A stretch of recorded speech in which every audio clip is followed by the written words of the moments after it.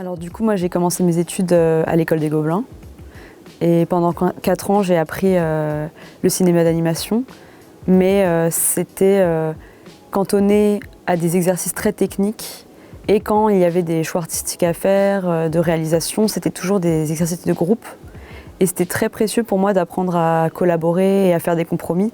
Mais à la fin des 4 ans, je me sentais un peu avec une sensation de amère et de choses pas finies et j'avais l'impression que j'avais encore des choses à explorer toute seule. Et donc c'est pour ça que je me suis tournée vers la poudrière. Comme c'est une école qui est plus courte, qui dure 2 ans, mais où on fait que des exercices en solo, quasiment. Et on est obligé de se confronter à ses propres thèmes et de résoudre les problèmes tout seul. Et on a de l'aide d'intervenants et de professeurs, mais on est toujours seul pour arbitrer et pour trancher. Et du coup, ça m'a vraiment permis de découvrir dans l'action, en faisant, ce que j'avais envie de dire et qui j'étais et quels étaient les thèmes qui revenaient, en laissant un peu parler mon inconscient parce que j'avais pas forcément besoin de les défendre au préalable. Et c'est qu'à ce moment-là que je me suis rendu compte, je pense, vraiment de l'influence de l'animation japonaise dans mon travail. Pour moi, c'était quelque chose qui était très évident et en même temps que j'assumais pas forcément.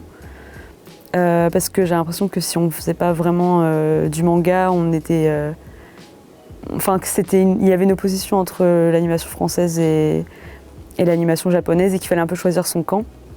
Et en fait, en dessinant La Poudrière, je me suis rendu compte que en fait, j'avais à la fois absorbé les références françaises visuellement de mes camarades au Gobelin et de ce que j'avais pu voir de l'animation européenne.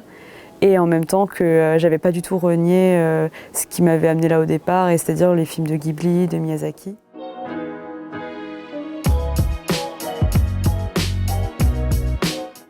Et sur La mort du petit cheval, ce qui est sorti, c'était un peu de la contrainte de temps qui nous manquait. C'était une esthétique qui était qui venait plus de la série japonaise et notamment de Crayon Shin-chan, qui est une série aussi des films, mais qui a une patte qui a des cadrages très réalistes, qui pourraient presque être de la prise de vue réelle, et en même temps des personnages très stylisés, très cartoon. Et du coup, c'était une référence qui m'a un peu hantée pendant tout le développement du film.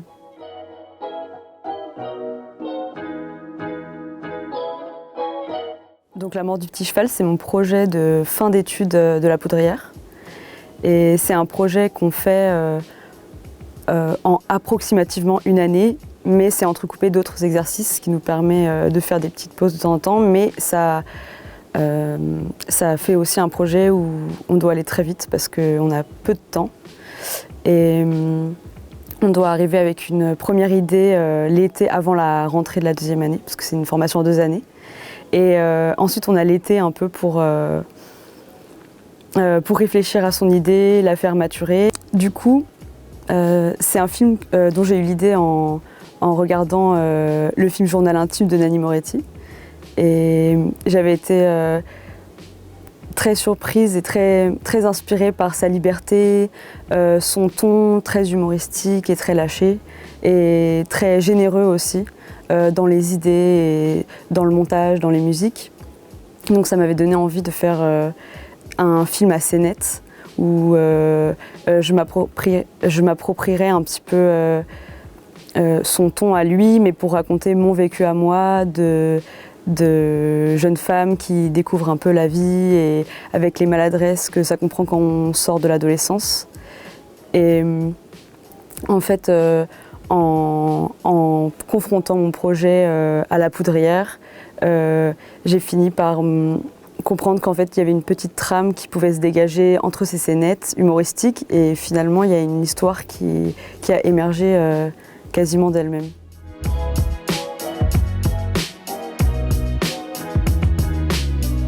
Alors là, c'est pas la mort du petit cheval, c'est une expression que ma mère m'a toujours dit.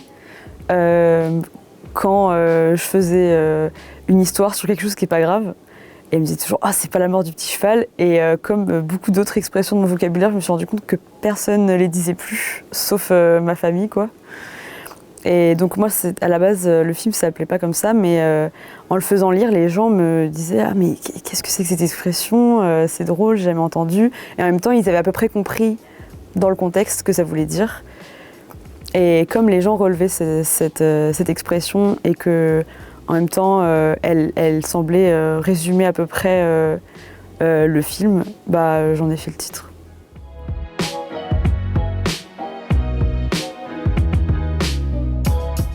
Je pense qu'au début, la première scène, elle m'était venue parce que je trouvais que c'était drôle et impactant de commencer sur une scène où ça hurle immédiatement.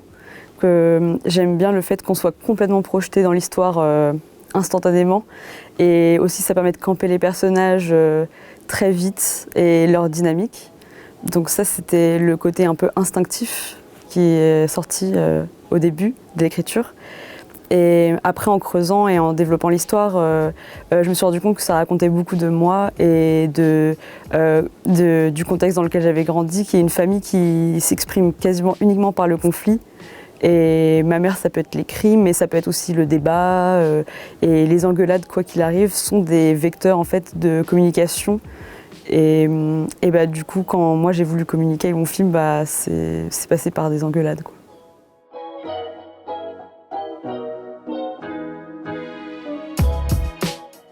Il y a beaucoup de rudesse et en même temps, en fait, ce qui m'intéressait, c'était de montrer que la rudesse et l'amour ne sont pas forcément incompatibles. Et mon but, c'est pas d'en faire la promotion, mais plutôt de décrire l'ambivalence des personnages entre leur manière de communiquer qui est extrêmement violente et très toxique, et en même temps leurs intentions qui sont totalement juste sincères, d'amour et d'attention envers l'autre. Et ce qui m'intéressait, c'était de parler de ce clash, de cette contradiction entre ce qu'elles veulent dire et comment elles le disent. Et le fait qu'elles ne se rendent pas forcément compte de cette contradiction elles-mêmes. Et donc j'essayais de contrebalancer tous les termes un peu violents, les moments un peu violents qu'elles peuvent faire vivre aux personnages, avec des moments d'incompréhension et de soutien, pour montrer que ça peut coexister.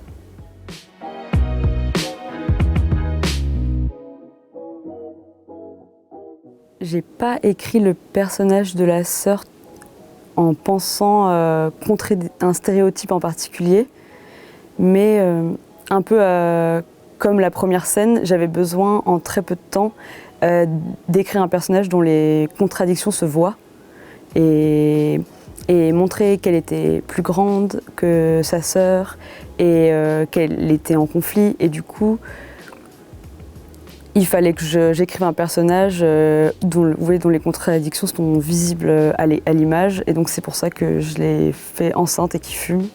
Et au final, c'était un peu contre les stéréotypes, mais c'était aussi pas complètement contradictoire avec moi, ce que je connais des femmes. L'idée d'une femme enceinte qui fume et qui est dans la contradiction et qui est dans le conflit, elle est contradictoire avec les stéréotypes, mais en même temps, elle est hyper banale. Donc pour moi, c'était naturel de l'écrire comme tel.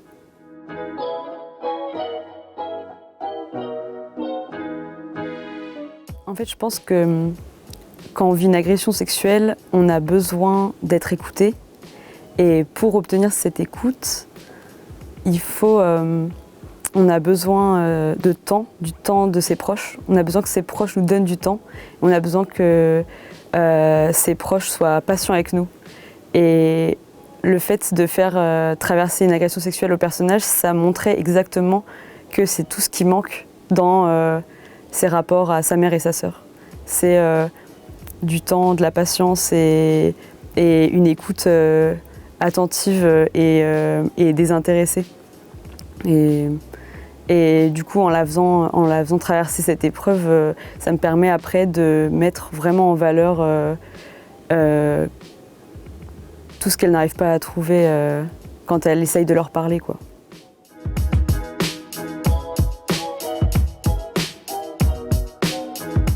Je sais pas trop si j'ai envie de dire ce qu'elle symbolise parce que ça serait enlever un peu à la magie du film. Et je pense que justement, c'est ça qui m'intéressait avec ces bottes, c'est de leur donner une aura magique, un peu éthérée, un peu surnaturelle. Et ça m'intéressait de faire surgir ce côté surnaturel dans un récit qui est globalement très terre-à-terre, très réaliste. Et donc, je pense je ne sais pas ce qu'elles sont exactement, mais je sais qu'elles sont ce dont le personnage a besoin à ce moment-là.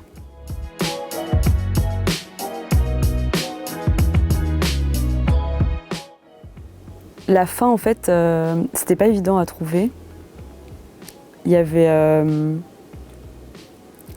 enjeu de... Moi, je voulais vraiment laisser les gens sur une note positive et joyeuse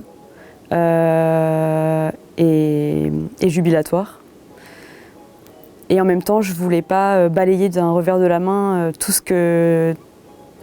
ce qu'elles ont vécu et tout ce que j'avais soulevé dans les problèmes de leur relation, parce que je pense que même si j'ai essayé de l'exprimer de manière légère, ça reste quand même des enjeux qu'il faut régler, des choses sur lesquelles il faut progresser, et on ne peut pas juste se satisfaire de cette situation. Mais donc je ne voulais pas à la fin balayer tout ça d'un revers de la main en disant que c'est pas grave. Et finalement, le fait de finir le film sur cette cavalcade de violence, ça me permettait de les réunir. Et en fait, je pense souvent en tout cas moi, ce qui m'a réuni avec ma famille, c'est les ennemis communs.